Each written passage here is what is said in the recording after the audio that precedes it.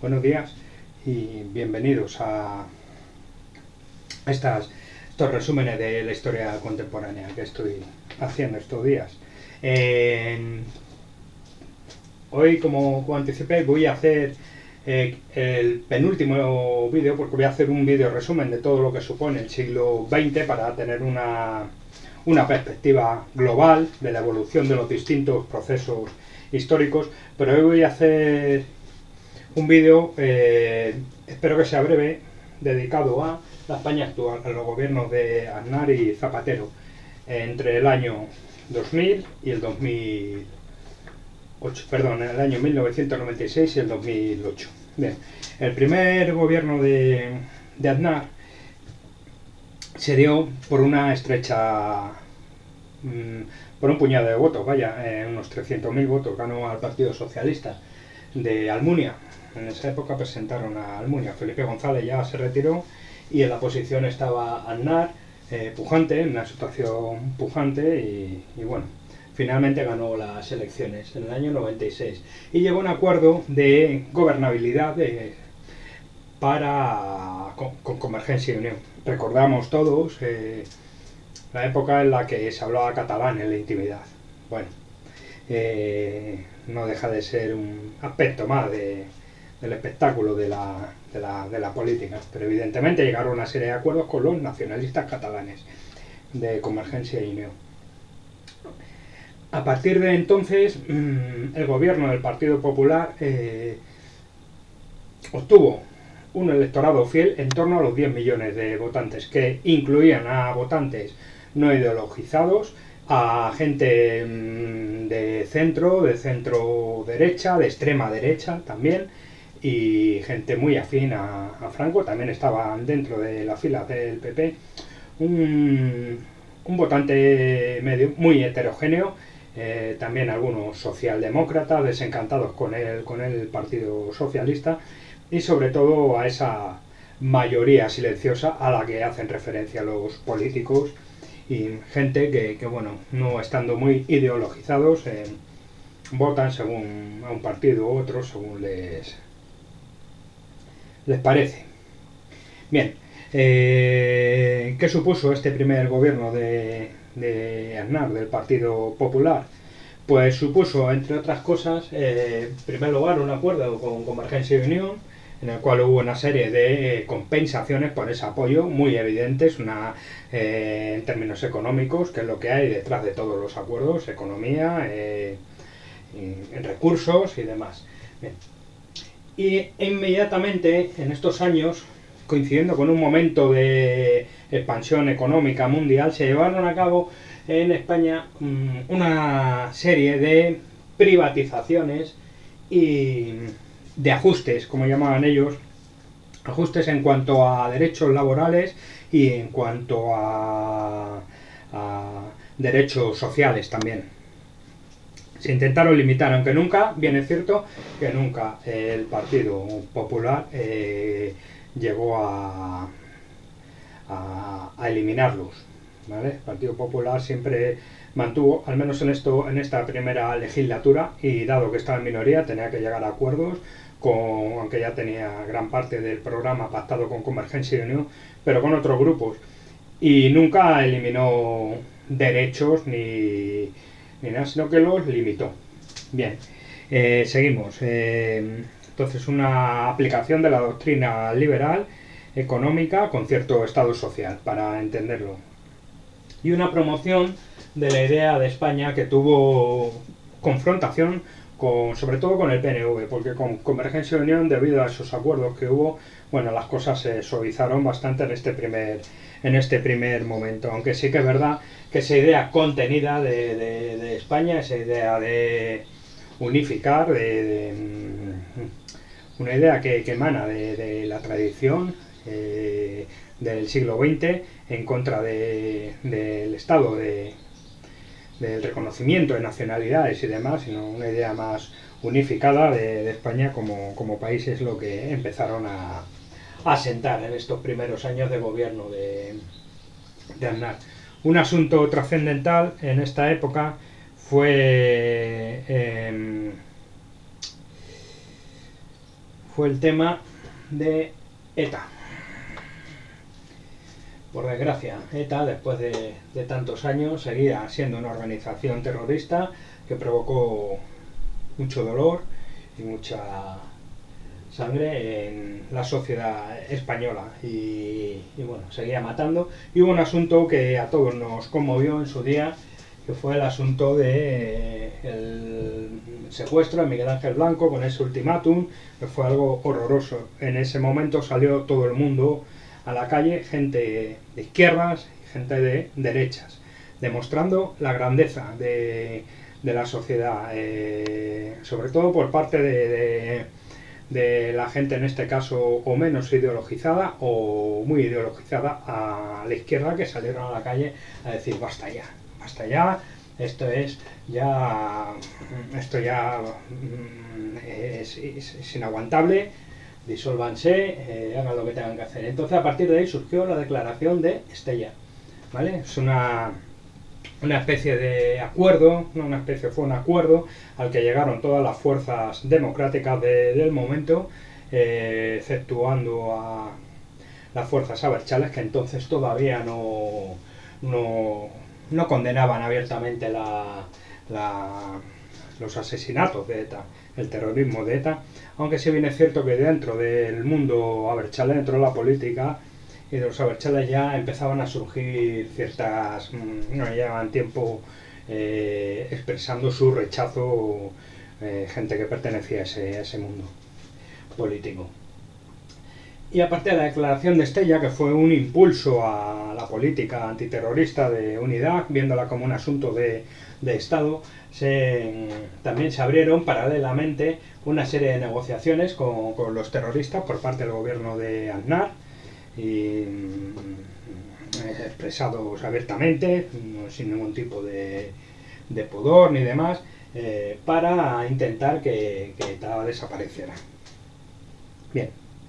En el plano de lo interno, de lo económico interno, pues se llevaron a cabo, por ejemplo, el Pacto de Toledo, muy importante. Fue una iniciativa impulsada por el gobierno de Aznar, con todos los partidos democráticos, para garantizar las pensiones en España, pasara lo que pasara y fuera la economía como fuera.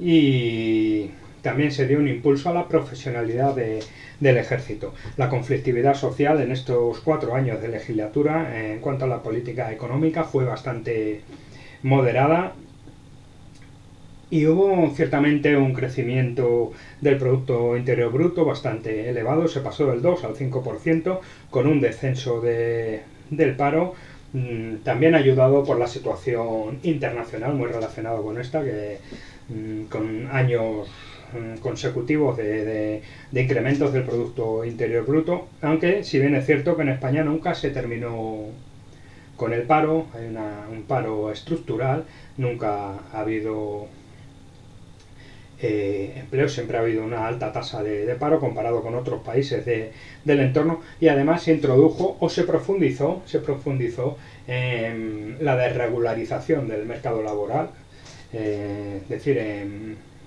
más trabajo a cambio de más precariedad, de menos derechos, menos ingresos, más inestabilidad. Bien, esto es un hecho que es así. Yo siempre me gusta incidir que, como historiador, pretendo únicamente hacer una lectura del pasado, sin entrar a valoraciones personales que no nos corresponden. Nos corresponden si queremos hacerlo en el terreno de lo particular, pero no ejerciendo la profesión de historiador. Ejercemos la profesión de historiador cuando vemos los datos desde otra perspectiva, de una perspectiva más global, intentando ser lo más objetivo posible. Es difícil, pero es nuestra labor, imprimir esa objetividad. Y la objetividad nos dice que este primer gobierno de Aznar hubo ciertamente una bonanza económica. Todos los indicadores que se utilizan para medir el estado de la economía evolucionaron favorablemente, el desempleo descendió de una forma bastante notable y también aumentó la precariedad. No hay más que repasar los boletines oficiales del Estado a partir del año 96 hasta el año 2000 en lo referente a las leyes que regulan el mercado de trabajo. También es cierto que como había más empleo, la economía estaba mejor, la conflictividad laboral descendió. Bien, otro de los asuntos de este primer gobierno de Aznar entre el año 96 y el año 2000 fue el estado de las autonomías. Es un asunto que ha perdurado desde que se instauró hasta hoy. Perdura todavía el tema de las autonomías, cuando no es por motivos económicos, es por motivos de reivindicación, de mayor autonomía, de independencia incluso, de que ya no es suficiente la autonomía, sino que algunas regiones históricas han dado el paso y están recibiendo apoyos bastante importantes por parte de la ciudadanía para intentar la independencia, por lo menos el reconocimiento de la nacionalidad, de la realidad nacional, de una forma legal, y el derecho a la autodeterminación y todos estos asuntos que siguen vigentes. Aznar se reafirma en su idea de España, contraria al nacionalismo, una idea bastante centralista y bastante homogénea de España, y esto le llevó a enfrentamientos sobre todo con el Partido Nacionalista Vasco, con el que sí que se entendía bien en asuntos meramente económicos que no implicaran cierta intrusión en los asuntos de gestión autonómica. Bien, no hubo un desarrollo satisfactorio, hubo esa confrontación sobre todo con el PNV en el País Vasco y con Cataluña también. Es un tema que, pues, esa idea del Partido Popular de homogeneizar España, la idea de España. En 1996 se llega a un pacto de gobernabilidad con Pujol, como comentaba al principio, otorgando ciertas ventajas fiscales con una cesión del 30% del IRPF para todas las comunidades, pero con unas ventajas añadidas de cesión de recursos económicos, en definitiva, para Cataluña. En 1998 se firma la Declaración de Barcelona entre las fuerzas nacionalistas moderadas de Convergencia, del Partido Nacionalista, del Bloque Nacionalista Galego, en el cual afirmaban que había un agotamiento del Estado autonómico y que había que seguir profundizando o avanzando para conseguir más autonomía o, en definitiva, el reconocimiento de las naciones dentro de España. El asunto de ETA, del que ya he hablado, muy relacionado con el tema de las autonomías, del reconocimiento de las nacionalidades y bueno, que trasciende mucho más allá. Ya lo he hablado, lo de Miguel Ángel Blanco y la declaración de Estella y demás. Seguimos. Así se desarrolló a grandes rasgos la primera legislatura de Aznar. Y en esto llegamos al año 2000.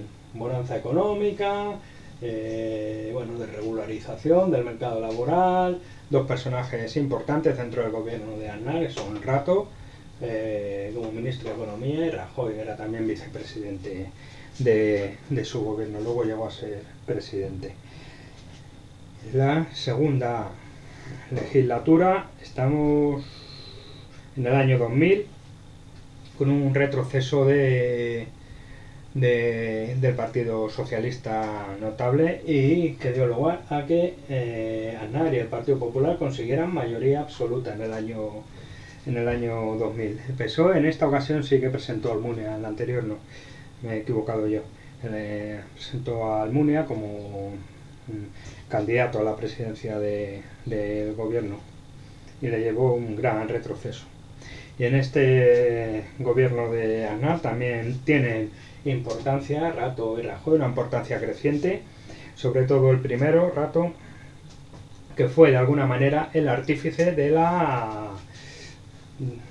burbuja inmobiliaria, ¿vale? Que lo estalló en el año 2008.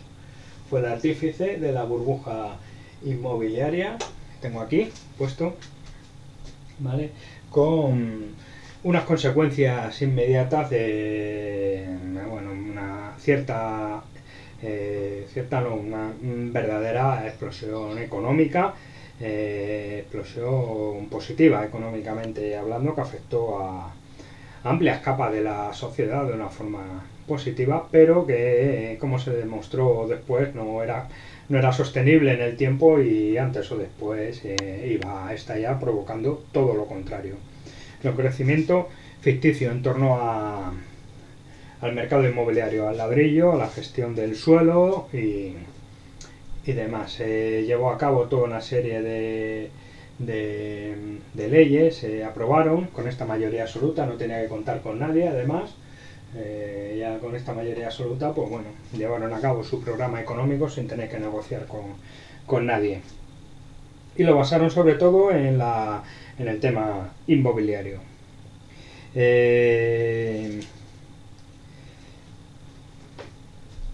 Se aprueba en el año 2001, por ejemplo, la Ley Orgánica de Universidades. En el País Vasco está Ibarretxe, que llevó a cabo un plan, el Plan Ibarretxe, para reformar el Estatuto de Autonomía del País Vasco, reconociendo el derecho a la autodeterminación, que quería que quedara reflejado. Y bueno, muchos tiras y aflojas con este asunto, y no hay más que repasar la hemeroteca de esta época, buscar Ibarretxe, el plan Ibarretxe, noticias y tal, y bueno, estuvimos meses y meses, incluso años con este asunto de tiras y aflojan. Finalmente el plan Ibarretxe no pudo llevarse a cabo y no se reformó el Estatuto de Autonomía, se tumbaron algunos puntos en el Constitucional, también en el de Cataluña, y los puntos que más controversia provocaban. Se llevó a cabo también la ley de partidos, la ley de partidos políticos, en el que entre los jueces en aquella época tuvo bastante protagonismo el juez Garzón, que demostró que bueno, había toda una serie había todo un aparato montado, tanto informativo como político, como social, en torno a la estructura de ETA. Esto dio lugar a que se aprobara la ley de partidos, en el que el Tribunal Superior de Justicia declaró ilegal a Herri Batasuna. Se declaraban ilegales todos aquellos partidos que no condenaran en sus estatutos explícitamente la violencia. Hoy en día sigue vigente esta ley de partidos, aunque en su momento se hizo para ilegalizar el mundo a Herri Batasuna, de todo el compendio, de todo el aparato que apoyaba. Poco a poco el apoyo social, sobre todo tras este asunto de Miguel Ángel Blanco, fue un punto de inflexión, y el apoyo social y político a ETA fue decayendo hasta tener unos apoyos mínimos dentro del País Vasco y Navarra, y esto suscitó también cierto interés francés, aunque ellos no estaban tan afectados por el terrorismo como lo estuvo España. Querían llevar a cabo una reforma laboral, también el gobierno de Aznar, para ahondar en esa desregularización del mercado laboral. Se hablaba en aquella época de flexibilidad del mercado laboral y demás, y algunos aspectos de esta reforma laboral fueron retirados tras la huelga general del 2002, que tuvo bastante éxito. En el 2003 hay elecciones autonómicas donde Cataluña se vuelve a estar en la palestra, donde consigue el gobierno el Partido Socialista de Cataluña, con el apoyo de Esquerra y de Izquierda Catalana, Izquierda Unida, de Iniciativa per Catalunya. El tripartito, Pasqual Maragall fue el presidente de la Generalitat en aquella época. Hubo un asunto que también tuvo mucha repercusión mediática por el deterioro ambiental que produjo, que fue el hundimiento del Prestige en aguas españolas, cerca de Galicia, la costa gallega, y la gestión que se hizo de él. Esto provocó un gran movimiento ciudadano, tanto tanto de protesta como de colaboración para limpiar todo aquel desastre ecológico que había producido el hundimiento de este petrolero. Y luego también se llevó a cabo una política interior tendente a un mayor control de los conflictos sociales y también, por otro lado, una ofensiva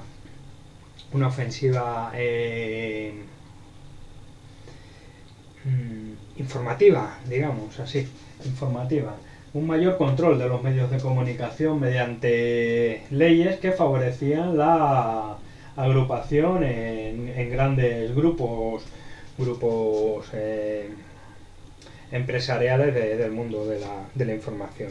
Digamos que no es que hubiera un control en sí de la información, sino que esta estaba en manos de 2 o 3 grandes grupos y los cuales pues podían controlar la gestión de la información, o por lo menos el flujo de información con más peso hacia la sociedad. Un asunto fundamental de este gobierno de Aznar, que fue el que rompió España va bien, que era el lema que utilizaban en aquella época José María Aznar y todos los miembros de su gobierno, fue el asunto de la política exterior, el asunto de Irak. Hubo el asunto de Irak, la foto de las Azores,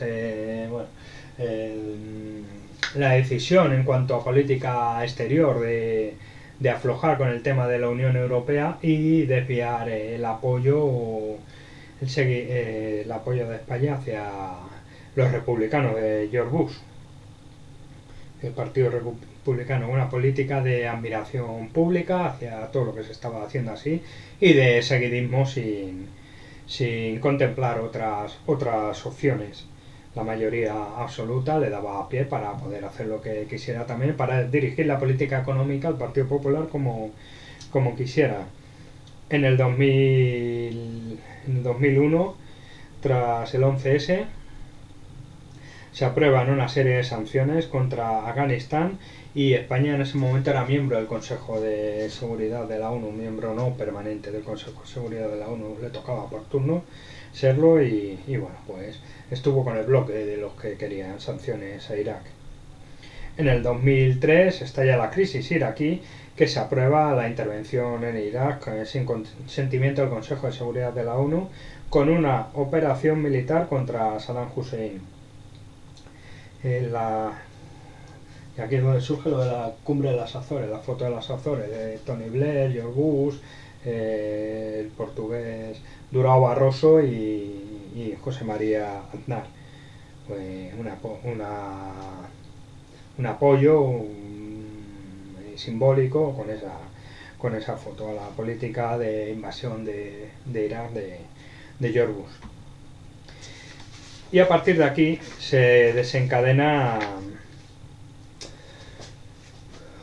una serie de protestas contra la guerra, contra la intervención de Irak, contra el envío de tropas españolas para apoyar la decisión de Estados Unidos, prácticamente unilateral, al margen de Naciones Unidas, y esto dio lugar al desgraciado suceso que todos tenemos en nuestra memoria, doloroso, de Madrid, el 11 de marzo del 2004, los atentados yihadistas de Madrid, que tuvieron una repercusión tremenda en la sociedad española de aquel momento, tanto por los intentos de los primeros momentos de desconcierto, que no se sabía muy bien qué estaba pasando, y bueno, las informaciones que se daban era que era ETA la que había provocado aquella masacre. Estábamos a 3 días de las elecciones generales, prácticamente la jornada de reflexión, y bueno, pues se pretendía también influir en el resultado de las elecciones, que sin duda hubo una influencia.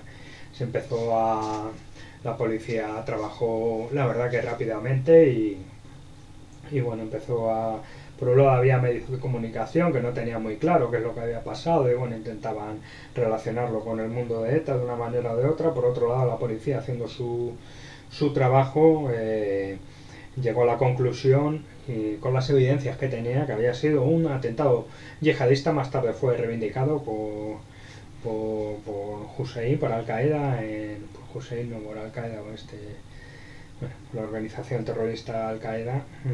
Murieron 191 personas, un montón de heridos, tanto en los trenes, en las estaciones de Atocha, del Pozo, de Vallecas, como en el piso de Leganés también. Hubo una gran movilización electoral el 14 de marzo como respuesta a este asunto, con un incremento de 1 millón de votos, con lo que había sido históricamente la participación electoral. En esa época se llevaron a cabo otros atentados yihadistas en el mundo, como los atentados de Nueva York, de Washington, de Londres, de Moscú, de Bombay, de Bali, todos ellos reivindicados por el yihadismo internacional de Al-Qaeda. Bueno, llegamos a las elecciones de 2004, que ganó Zapatero.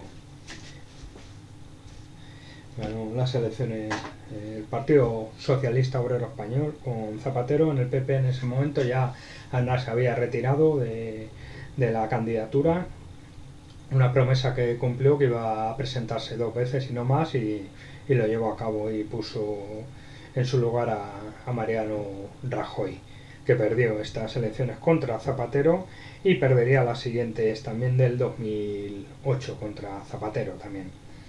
La primera legislatura de Zapatero, pues lo primero que hizo fue retirar las tropas de Irak, con un gran apoyo popular, aunque esto le sirvió para mantener en el terreno de lo internacional una confrontación con Estados Unidos, sus relaciones.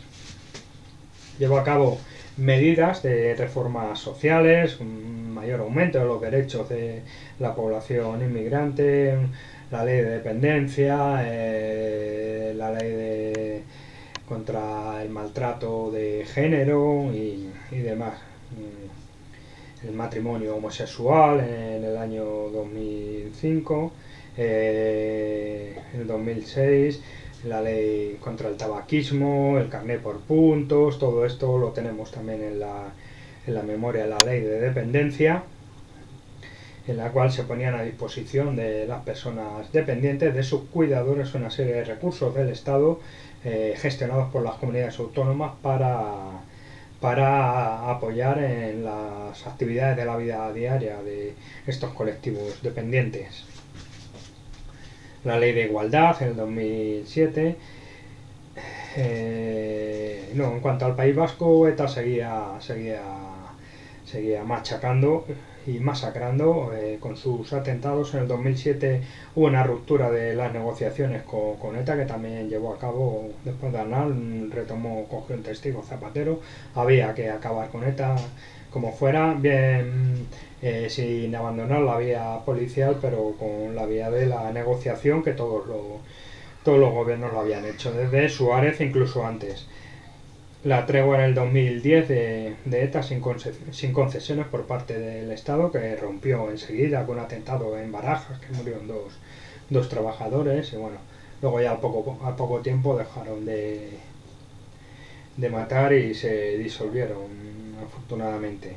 Y en Cataluña la reforma del estatuto fue recortada en Cortes y luego también por el Tribunal Constitucional, que provocó unas elecciones anticipadas. Pasamos al año 2008, todos estos asuntos, una incidencia del primer gobierno de Zapatero en lo social, sobre todo. En lo económico, bueno, yo creo que fue un gobierno que no influyó, se dejó arrastrar por la bonanza económica que había, pero ya se veían venir malos tiempos. Y en el 2007-2008, sobre todo, estalló la burbuja financiera internacional debido al impacto de la caída de los fondos tóxicos, de estas complicadas operaciones financieras basadas en productos que no tenían un respaldo y que tenían muchísima rentabilidad precisamente por eso, porque eran muy arriesgados.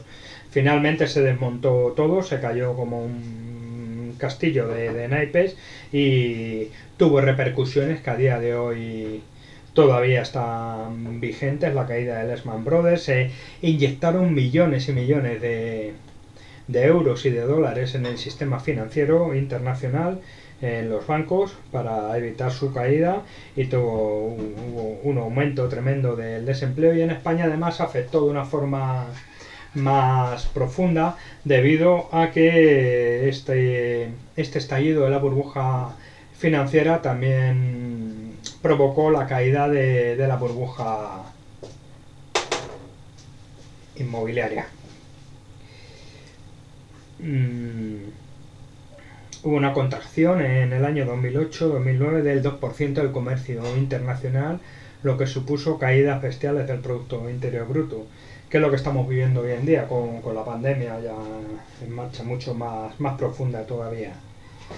El G20 se puso a tomar medidas y recomendaciones a todos los países para afrontar esta crisis financiera y económica, con inversiones y con ajustes bestiales del déficit público y de los créditos, una reducción de los créditos, del flujo de créditos.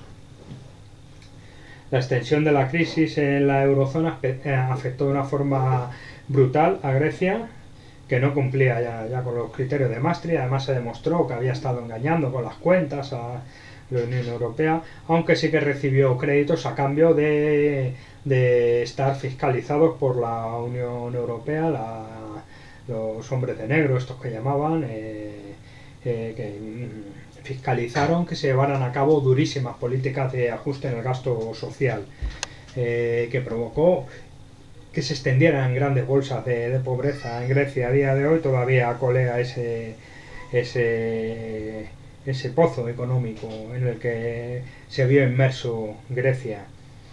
Las soluciones que se dieron desde la eurozona, que afectaron a España también tuvo que recoger, y también fue fiscalizada de una forma tan evidente como en Grecia, pero también a partir del año 2012, sobre todo con el primer gobierno de Rajoy, hubo una fiscalización de Europa para que se llevaran a cabo los ajustes, se profundizaran ellos, ajustes que tuvo que iniciar y que llevó a cabo Zapatero, dando una vuelta a la tortilla de lo que había sido su política social de la anterior legislatura.